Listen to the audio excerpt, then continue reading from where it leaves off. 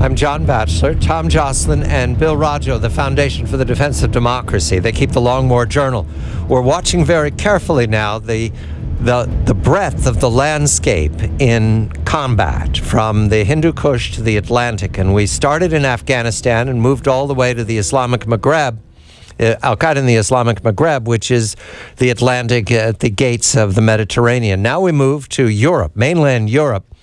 Tom has a piece observing what it means that David Cameron, Prime Minister of Great Britain, is warning about an Islamic State threat to United Kingdom and to the West, but to the United Kingdom. Tom, this is not a surprise. We've heard this from Cameron before. Do they have anything new to speak of? Have they not increased their readiness, but have they understood that the Islamic State is penetrated their security, or that it's parked there, we're ready to strike like it was in France? Has that spooked them?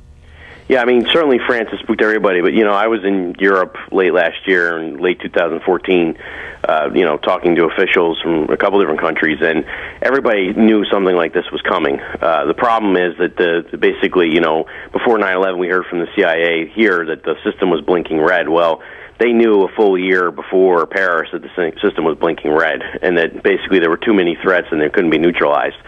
And this is essentially the problem that we're facing right now, is that basically these terrorist threats are coming from so many different directions that European counterterrorism officials and U.S. counterterrorism officials can't stop them all. That's the problem. And Cameron is clearly worried about this, and rightfully so.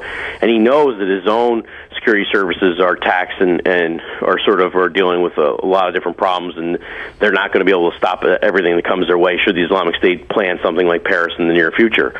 And so that's basically what this is all coming down to, is they're trying to basically put out the warning as much as they can. But look, as we saw in Paris, this wasn't, I think there's a big contrast here.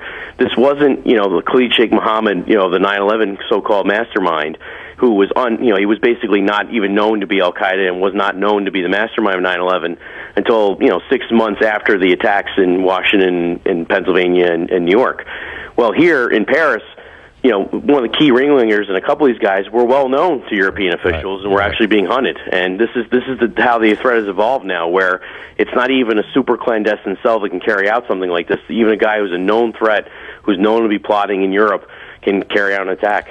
They closed down Brussels for days, Tom. Have they found all the attackers or the suspects? It's really not clear at all. I don't know what is going on exactly. I've got a lot of inquiries out today. I sent out some emails just trying to figure out what was going on, because, you see some reporting, including in CNN, saying that one of the key guys involved in the plot in Paris, the attacks in Paris, actually may have gotten away, may have actually made his way back to Syria after the attacks.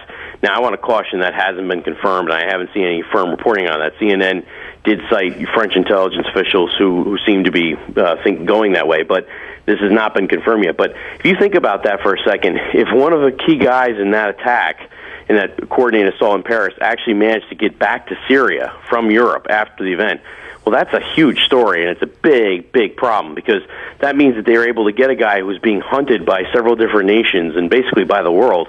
They're able to basically get him out of his theater of operation in Europe back home, the home country in Syria, and that's a huge deal. All the way back to stage another attack, or at least to boast of the attack on Paris. The Taliban now are overrunning large pieces of Afghanistan, anticipating taking it all back when and if the U.S. combat forces leave, or everyone just gets distracted by the scale of the threat. The Taliban have been presented over the years by observers as a nationalist organization, chauvinists, only concerned with Afghanistan, to get rid of the Western invaders. Bill, you have a piece up. This dates back several days, but we didn't get to it in time. The Taliban commenting on Paris. Why, Bill? Yeah, and just to be clear, Tom and I certainly weren't one of the individuals who were saying the Taliban are a nationalist group. We've done everything in our power to expose the Taliban as a group that is closely tied to Al-Qaeda and various jihadist groups. In this particular case, the Taliban shows its true colors when it comments on the Paris attacks and previously as it did with the Charlie Hebdo attacks and other attacks on international targets outside of Afghanistan. The Taliban just can't help itself. Is really, it's a global jihadist group. Its primary area of operations is Afghanistan, but it's always supported Al-Qaeda.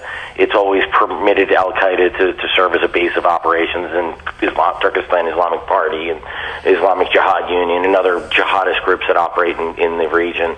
And yeah, the Taliban, their statement, they were basically gloating over the Paris attacks and saying France deserved it because they're colonialists and right. Muslim and all the standard arguments. Bill, does Taliban have any formal comments about the Khorasan province, the Khorasan state that the Islamic State set up sort of hastily in the subcontinent?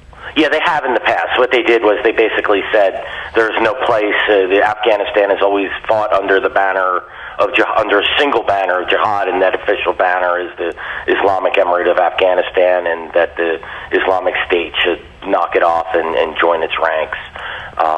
So this praise of an Islamic State attack is a little contradictory, then. Well, it may seem so, but they're happy. And look, they're happy that the West took its lumps, right? And they don't really care. The reality is, if the Islamic State, was no longer attacking other jihadist groups and trying to set up rival organizations, they just came back into the fold. They'd be welcome with open arms. But until then, until that happens, they are a rival group. But the Taliban and other jihadists are still happy. Taliban praising the Paris mass murder. Tom Joscelyn and Bill Roggio, the Foundation for the Defense of Democracy. They keep the Long War Journal. I'm John Batchelor.